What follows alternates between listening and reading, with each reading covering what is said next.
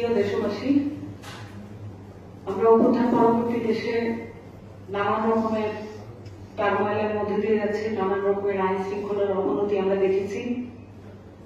আমরা গত কিছুদিন ধরে আমরা দেখতে পাচ্ছি কয়েকজন শিক্ষার্থী তাদের জীবন হারিয়েছেন, এবং এই শিক্ষার্থীরা কে কিভাবে জীবন হারিয়েছেন সেটা আমরা সবার খবর এখন পর্যন্ত পাইনি। যাদেরটা পেয়েছি, তাজুল হোসেন শিয়ান ছিনতাইকারীদের ছুরিকাঘাতে মৃত্যুবরণ করেছেন এবং গতকাল 6 জনকে গ্রেফতার করা হয়েছে।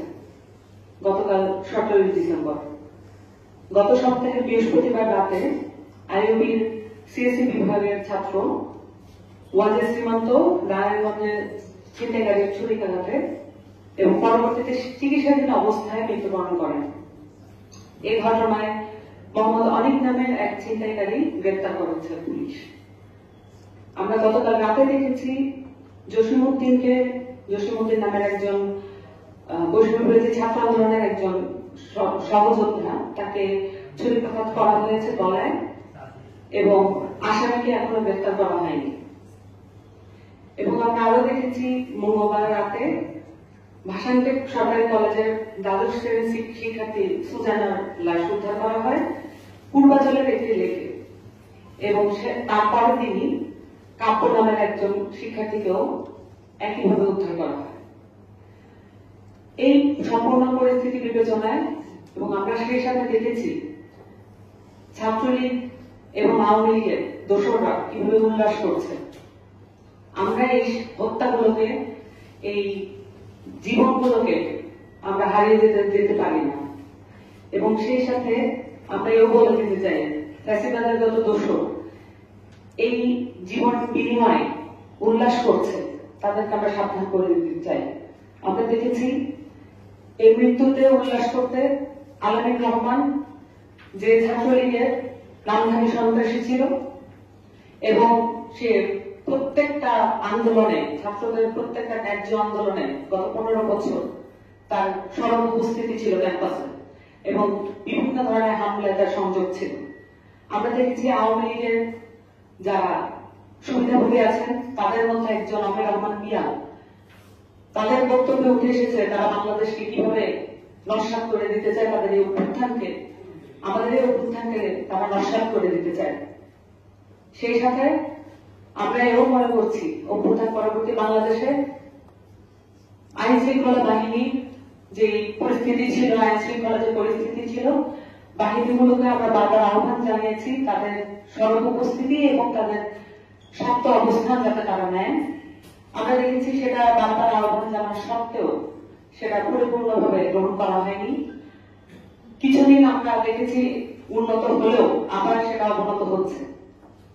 বাংলাদেশের আইন শৃঙ্খলা পরিস্থিতি খুবই গুরুত্বপূর্ণ, বিশেষ করে অভ্যুত্থান এবং বিপ্লব পরবর্তী সময়ে আমরা দেখেছি আমাদের ছাত্ররা অত্যন্ত ধৈর্যশীল আচরণ করেছে। কিন্তু আমরা দেখেছি যে যেই বাহিনীগুলো আমাদের ট্যাক্সের টাকায় চলে, সেই বাহিনীদের দায়িত্বশীল ভূমিকা সে অর্থ আমরা পাচ্ছি না। তাদেরকে আরো সক্রিয় ভূমিকা পালন করতে হবে। সেই সাথে আওয়ামী লীগের দোষরদের এই সেলিব্রেশন, এই উল্লাস আমাদেরকে বন্ধ করতে হবে। আমাদের যত অভ্যুত্থানের শক্তি আছে তাদেরকে একত্র থাকতে হবে, ঐক্যবদ্ধ রূপে মোকাবেলা করতে হবে সামনের দিনের যত ফ্যাসিবাদের দোসররা যত উল্লাস করতে চাইবে।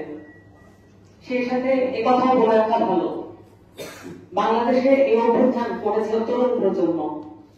তরুণ প্রজন্মকে প্রশ্নবিদ্ধ করা এবং এই তরুণ প্রজন্মকে নিঃশেষ করে ফেলার জন্য কিছু পক্ষ চেষ্টা করে যাচ্ছে, সামনেও যাবে।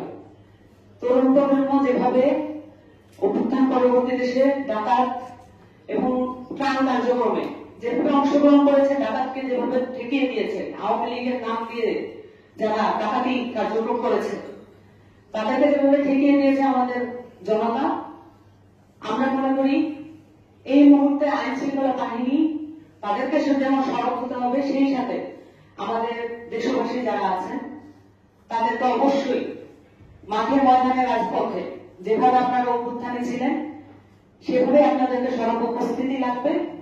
আপনাদেরকেই দায়িত্ব নিতে হবে, দেশ আপনার, আপনাদেরকে দায়িত্ব নিতে হবে যেন কোন পক্ষ এই অবস্থার সুযোগ দিতে না পারে, এবং আমাদেরকে ক্রমাগত চাপ দিতে হবে, কারণ আমাদের সরকার হলেও তাদেরকে জবাবদিহিতার মধ্যে আমাদেরকেই রাখতে হবে। কেন আইন শৃঙ্খলা পরিস্থিতি আবার অবনত হচ্ছে, এটা সকলকে সরকারের কাছে আমাদের আহ্বান থাকবে, এবং জনতার প্রতি আহ্বান থাকবে আপনারা প্রশ্নগুলো করতে থাকবেন, এবং সেই সাথে সকলের প্রতি ঐক্যবদ্ধ থাকার আহ্বান জানিয়ে আমাদের যে সংক্ষিপ্ত প্রেস ব্রিফিং, সংক্ষিপ্ত আপনাদের প্রতি যে আহ্বান, সেটা আমরা আজকে শেষ করছি। ধন্যবাদ।